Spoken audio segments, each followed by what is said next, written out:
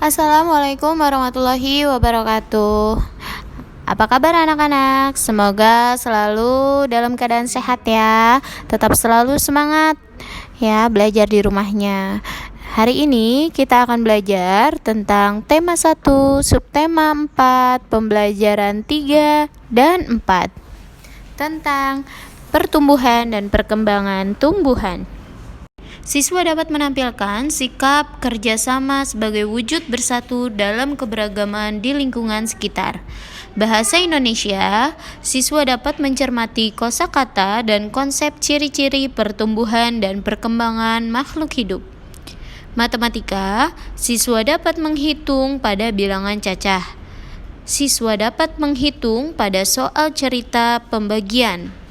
SBDP, siswa dapat mengetahui teknik potong, lipat, dan sambung. Siswa dapat membuat karya dekoratif. Pernahkah kamu melihat atau ikut serta dalam kerja bakti di lingkungan rumahmu? Ada yang bekerja bakti membantu membersihkan selokan, ada yang membantu membenarkan jalanan yang rusak, atau menyapu lingkungan yang kotor. Dan itu semua dilakukan agar lingkungan bersih dan nyaman. Manfaat kerjasama yaitu 1. Pekerjaan terasa lebih ringan. 2. Meningkatkan semangat persatuan dan kesatuan. 3. Mempererat tali persaudaraan. Contoh kerjasama di lingkungan sekolah antara lain, yang pertama, gotong royong membersihkan lingkungan sekolah. Kedua, bekerja sama mengerjakan tugas kelompok. Ketiga, kerjasama untuk menjaga keamanan di lingkungan sekolah. Tahukah kamu, pada saat kita melihat mading, banyak sekali teman-teman yang menuliskan sebuah cerita, dan cerita tersebut mengandung ide pokoknya loh. Ide pokok merupakan masalah atau inti yang menjadi pokok pengembangan suatu paragraf. Ide pokok terdapat pada kalimat utama. Dan kalimat utama adalah kalimat inti dalam suatu paragraf yang dijelaskan oleh kalimat-kalimat penjelas. Ada 5 langkah dalam menemukan ide pokok. 1. Baca seluruh paragraf dengan cermat. 2. Cermati kalimat pertama hingga akhir. 3. Baca kalimat demi kalimat sampai kamu menemukan ide pokok paragraf.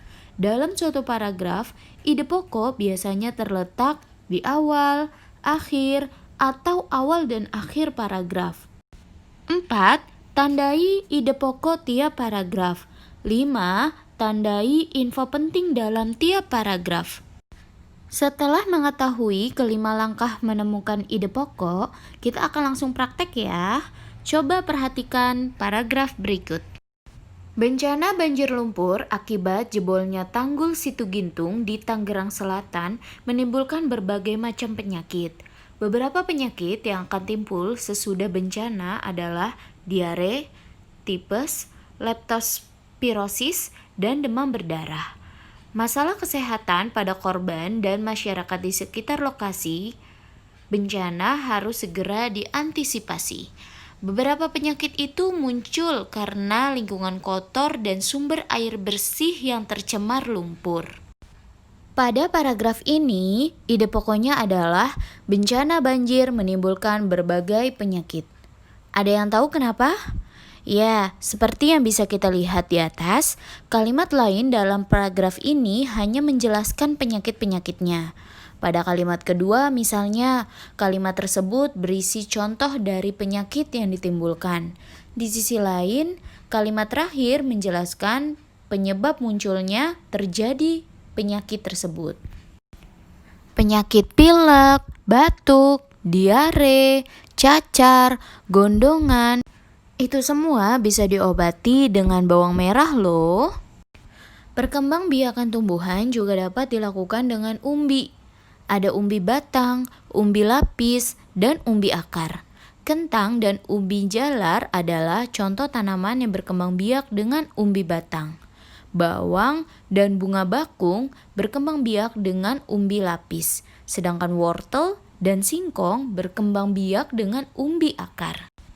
Pisang dan cocor bebek berkembang biak dengan cara tunas. Tunas adalah anakan yang tumbuh di dekat tumbuhan induknya. Stek batang merupakan salah satu metode yang paling sering dilakukan para petani karena memerlukan proses yang cukup sederhana. Stek batang adalah memotong atau memisahkan bagian tumbuhan untuk membuat individu baru dengan cara disemaikan.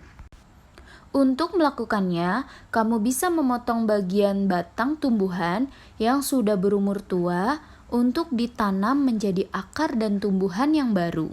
Salah satu tanaman yang bisa dilakukan dengan metode stek batang adalah singkong. Tahukah kamu, bagi kita membuat karya seni adalah aktivitas yang menyenangkan. Kita akan antusias ketika mempelajari tentang kolase dan mozaik. Lalu, apakah yang dimaksud dengan kolase dan mozaik? Dan apa perbedaan keduanya? Kolase adalah karya seni tempel yang komposisinya terdiri dari berbagai macam bahan yang ditempel pada permukaan pola. Bahan yang digunakan dari berbagai jenis bahan. Bisa bahan dari alam seperti batu, daun, ranting, bunga kering, biji-bijian, kerang, atau sejenisnya. Bisa juga dari bahan olahan seperti plastik, kain flanel, karet, logam, atau yang lainnya. Sedangkan mozaik juga merupakan karya seni tempel yang dikombinasikan kepingan bahan disusun membentuk sesuai dengan yang diinginkan. Kepingan bahan bisa berupa kepingan kertas, kepingan kulit telur, kepingan keramik, kaca, daun, batu, dan lain-lain. Kepingan ditempel pada media kertas, kanvas, bisa juga lantai atau dinding yang telah diberi pola dari berbagai macam bentuk kepingan dan kepingan dari berbagai warna sehingga membentuk gambar yang diinginkan. Dari pengertian ini dan contoh masing-masing, maka dapat kita simpulkan bahwa perbedaan kolase dan mozaik adalah dari bahan atau material yang ditempelkan. Kolase dari bahan yang berbeda jenis, sedangkan mozaik berupa susunan kepingan dengan jenis bahan yang sama. Atau alat yang digunakan untuk membuat kolase dan mozaik yaitu bahannya kepingan keramik, kaca, kertas, cangkang telur, bebatuan, kulit kerang, kulit buah, daun, dan lain-lain. Sedangkan alat untuk membuatnya yaitu ada pensil untuk membuat pola gambar, alat potong seperti gunting, cutter, dan lain-lain. Ketiga, alat untuk menata perekat, yaitu lem dan lain-lain. Oke anak-anak, tahukah kamu ternyata cara menyelesaikan pembagian ada 2 cara loh. Yang pertama dengan cara pengulangan berulang. Yang kedua dengan cara bersusun panjang. Kemarin kita sama-sama membahas tentang cara pembagian yang pengurangan yang berulang. Nah, sekarang kita akan membahas dengan cara bersusun panjang. Ya, anak-anak perhatikan di sini ada soal 46 dibagi 2. Ya, bagaimana cara menyelesaikan dengan metode ini adalah pembagian ini karena sekarang sudah masuk ke pembagian berarti kalian harus menghafalkan perkalian, ya. 46 dibagi 2. Apa yang dulu nih yang kita bagi? Yang pertama kita akan bagi adalah yang bagian depan, ya, yang bagian depan yaitu angka 4, ya. 4 dibagi 2. 4 dibagi 2 berapa? Karena ini adalah perkalian, ya, kita harus susun dulu nih sebelah sini, ya. Kalau kamu sudah hafal perkalian gak usah kamu tulis, tapi kalau kamu belum hafal perkalian kamu harus tulis dulu, ya. 2 dikali 1 sama dengan 2. 2 dikali 2 sama dengan 4, ya. Di sini ada 4, ya. 4 dibagi 2 sama dengan 4 dibagi 2 sama dengan 2. Ya. Nah, dari atas ini kalian kalikan, ya. dikali 2 dikali 2 sama dengan 2 dikali 2 sama dengan 4 ya. Harus sama ya urutannya. Lalu kalian berikan garis, kalian kurangi ke bawah ya. 4 dikurang 4 hasilnya kosong atau 0 ya. Lalu 0 gak usah kita bagi, kita turunkan karena sudah tidak ada angkanya, kita turunkan di angka 6 ke bawah ya. 6. Oke. Nah, 6 dibagi 2 berapa? Kita lihat perkaliannya. 2 dikali 3 sama dengan 6. Di sini udah ada 6 nih. Berarti 6 dibagi 2 adalah 3. Ya. 3 dikali 2 sama dengan 6. Kita kurangi juga. 6 dikurang 6 0 ya, walaupun cara bersusun atau dengan cara berulang tetap hasilnya pembagian yaitu angka 0. Ya, contoh yang kedua ya, bilangan ratusan, yaitu di sini ada 364 dibagi 4. Kita lihat angka yang paling depannya adalah 3 ya. 3 dibagi 4 nggak bisa karena dia nilainya lebih kecil. Jadi diambil sama nilai puluhan. Jadi 36. 36 dibagi 4 berapa? Nah, kalian harus hafal lagi perkalian. Kita lihat. 4 dikali 1 sama dengan 4. 4 dikali 2 sama dengan 8. 4 dikali 3 sama dengan 12. 4 dikali 4 sama dengan 16. 4 dikali 5 sama dengan 20. 4 dikali 6 sama dengan 24. 4 dikali 7 sama dengan berapa? 28. 4 dikali 8 sama dengan 32. 4 dikali 9 sama dengan 36. 4 dikali 10 sama dengan 40. Kita lihat di sini ada tidak hasilnya yang 36? Ternyata ada. Ini berarti 36 dibagi 4 hasilnya adalah 9. Ya, 9 dikali 4 sama dengan 36.